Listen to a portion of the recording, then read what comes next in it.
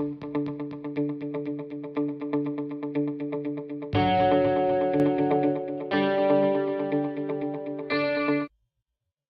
there, my name is Emma, and in today's video we are going to look at 5 ways to improve academic essay writing, okay? Or TOEFL writing, IELTS writing. This doesn't have to do with when you write a letter to your friends, okay? We're talking specifically about formal writing, maybe business writing, or academic writing. Okay, so let's get started. My first tip on how to improve writing is do not use contractions, okay? And again, this is for academic writing. So what is a contraction? Don't, can't, shouldn't, couldn't, wouldn't, isn't, haven't, hasn't. Okay, so it's the short form of, for example, don't is the contraction of do not. Okay?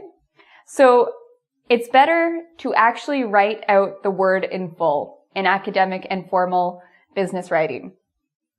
So instead of don't, use do not. Instead of can't, use cannot. And notice how with do not, it's actually 2 words. Cannot is just 1 word. Shouldn't becomes should not. Couldn't becomes could not. Wouldn't, would not. Isn't, is not. Haven't, have not. Hasn't, has not. Okay. So don't use these, use these. Okay. So now let's look at tip number 2. So tip number 2 is avoid there is or there are. Okay? So why do we avoid there is or there are?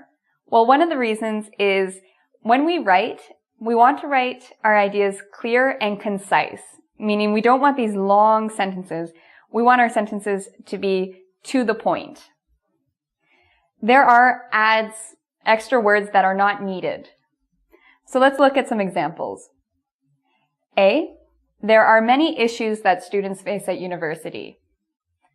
So that's an okay sentence, but if I wanted to make it a better sentence that is more appropriate for academic writing, I would change it. I'd get rid of there are, and I would say instead, students face many issues at university. So you don't need there is or there are. A second example, there are many development projects that the UN supports. Okay? Again, we don't need there are. We could just change it to the UN supports many development projects. By getting rid of there is and there are, your sentences become stronger and to the point. So tip number 3 is avoid words. So don't use words in academic writing, such as really, very, a lot.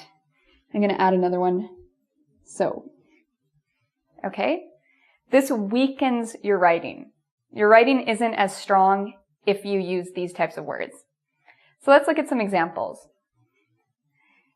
Many students think university is very hard. Okay, so now we have very. How could I improve the sentence? Well, instead of using very hard, just use a stronger word in the first place. Say,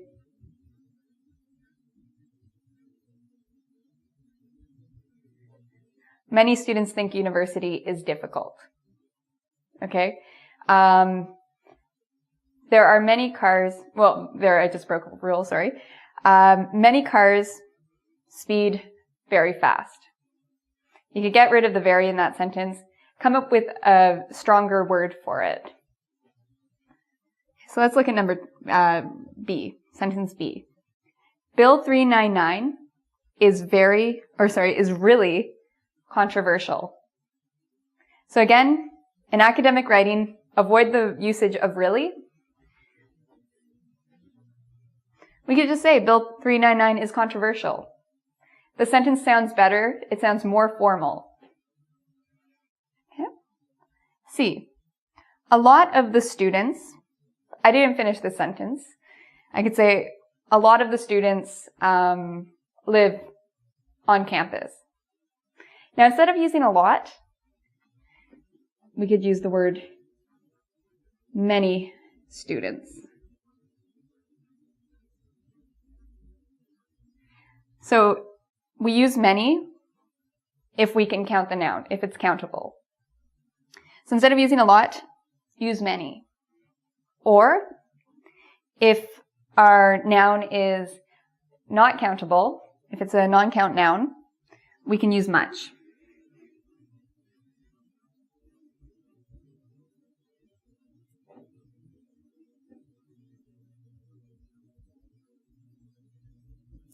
Okay, so we get rid of a lot.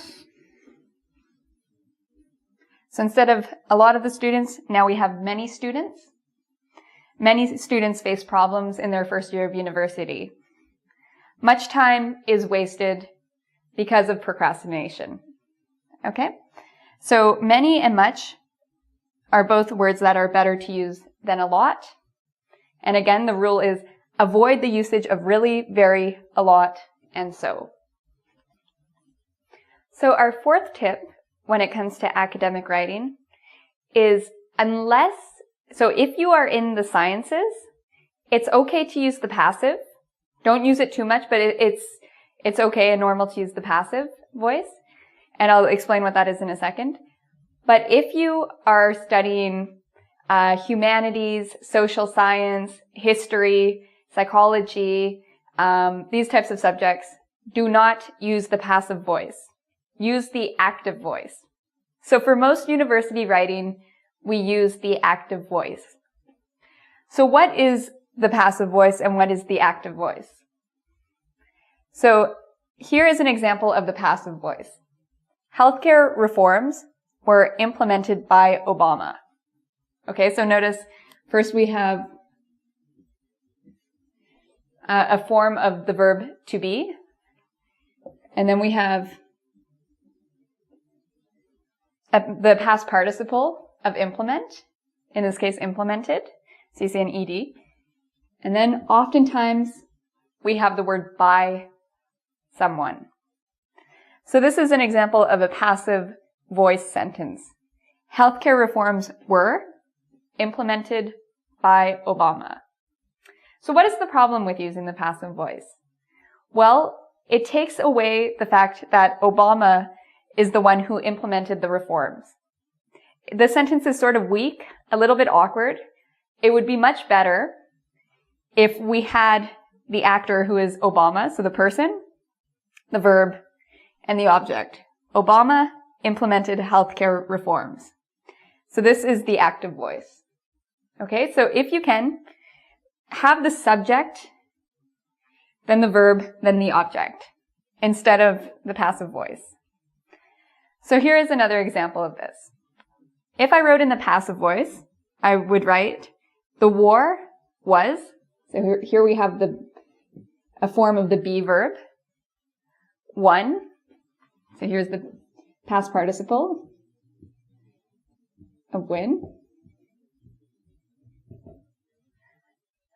by, so another keyword, the French.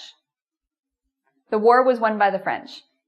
So this is, again, a passive voice sentence. It's a passive sentence, but it's still a little bit weak. In academic writing, we want strong sentences. And a strong sentence has the actor, or the person performing the action, at the beginning of the sentence. So instead, a better sentence would be, the French won the war. So the final tip in this video is when you write academically, use strong verbs. Okay, so what is a strong verb? And what is a weak verb? So I'm going to give you an example. I could say, he gave assistance to my friend. Okay, this is a very weak way of saying, he gave assistance to my friend. In a stronger way, I could instead just say, he assisted my friend. So what is the difference between these two sentences? Well, in this sentence, assistance is a noun. So a better way to write this sentence, anytime you have a verb and a noun, and you look at the noun, and it could be its own verb, use this in a verbal form instead. So for example, he gave assistance should become he assisted. Okay, so this is stronger. Let's look at another example. So here I have a weak verb, made an objection. He made an objection. Okay, so again, we have a verb and then a noun, objection. But objection can be its own verb. So to make it stronger, we get rid of made and we turn objection into its verbal form, objected. He objected.